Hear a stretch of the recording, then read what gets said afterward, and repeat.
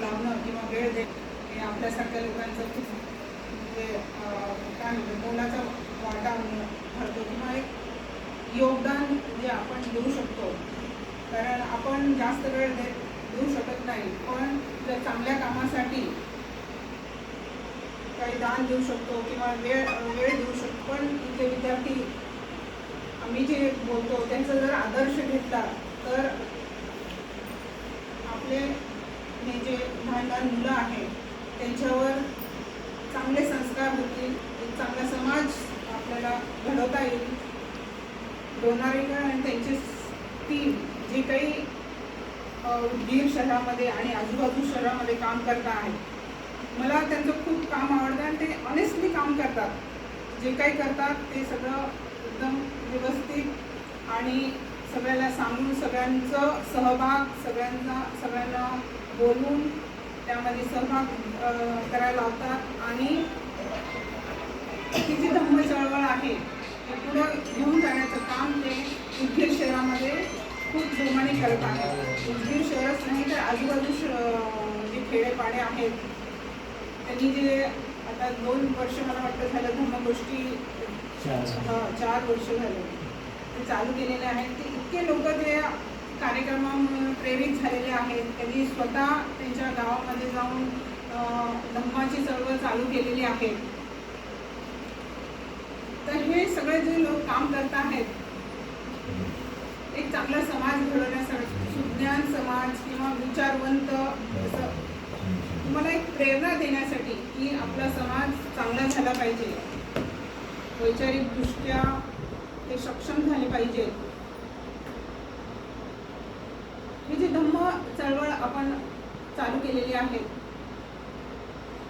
किंवा तुम्हाला इथं प्रशिक्षण दिलं जाणार आहे धम्माच्या गोष्टी.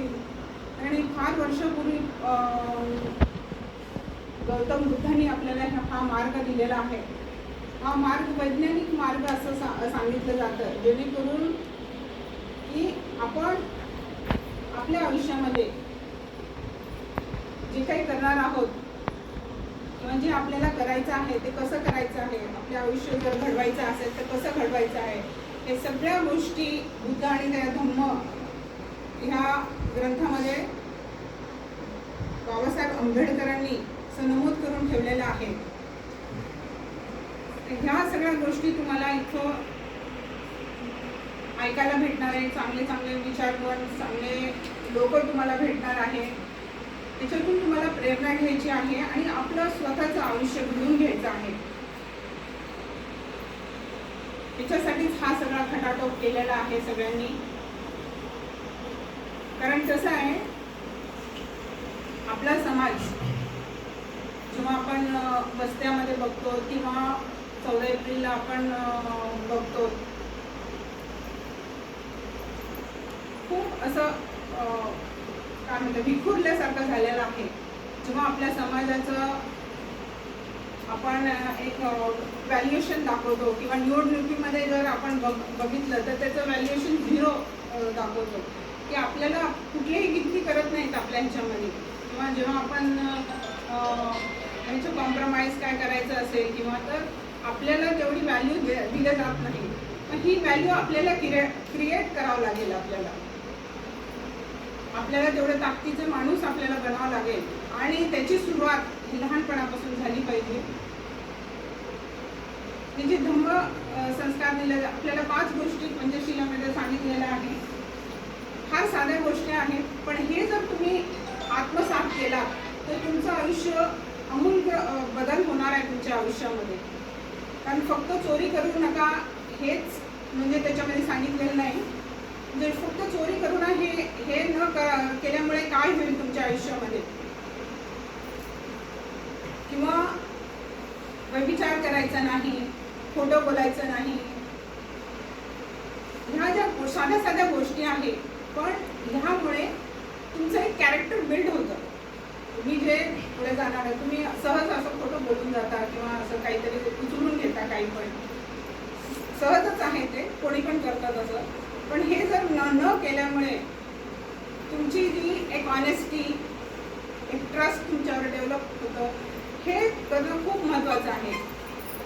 आज ह्या सगळ्या गोष्टी मला वाटतं ह्या टीममध्ये आहे. एक ऑनेस्टी आहे, काम करण्याची खूप तळमळ आहे आणि दर आठवड्याला म्हणजे दर महिन्याच्या चौथ्या आठवड्याला त्यांनी ते प्रोग्राम घेतात आणि समाजामध्ये गेल्या वर्षीसुद्धा घेतले आणि ह्या वर्षीसुद्धा त्यांनी हा उपक्रम चालू केलेला आहे.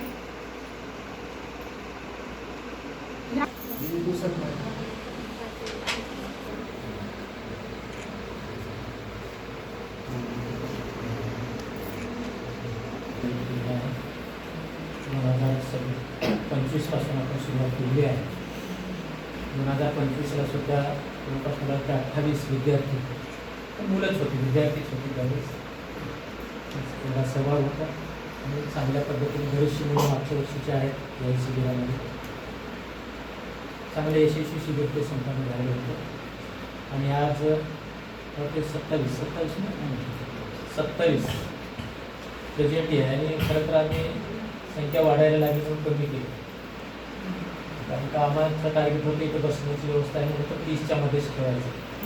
आम्ही सांगितलं की हा कार्यक्रम खूप अगोदर व्हायला पाहिजे, म्हणजे या चांगल्या कार्यक्रमाची गरज आहे लोकांना. कलंबरची एक आठवण आहे, कलंबरला तरी कुठल्या जयंती मंडळाने स्पर्धा घेतल्या लष्करी साहेब, बरोबर आहे ना, आणि तिथं मुलीला त्यांनी 500 रुपयाची बक्षीस दिली आमच्या हस्ते. त्या मुलीनं तसेच 500 रुपये आमच्या धर्मसंदेश आपल्याला. मुलगी तिला कोणी सांगितलं नाही, काहीच नाही. म्हणजे ही जी आहे ना, त्याच्यावरून एक वाटते की बा चांगल्या कामाची लोकांना गरज आहे, लोक वाट पाहतात आणि म्हणून त्रास तर होतोच. नुकतंच आमचं 1 तारखेला शिबिर संपलं, ते धर्मसंदेश यात्रा संपली आणि खरं तर यावर्षी 10 दिवसाचं हे धर्मसंस्कार शिबिर घ्यायचं होतं आम्हाला, पण वेळ कमी पडला, तयारी कुठली नव्हती. कालपर्यंत आमची तयारी नव्हती आणि किती मुलं येणार आहेत त्याचा आकडा आमच्याकडे नव्हता.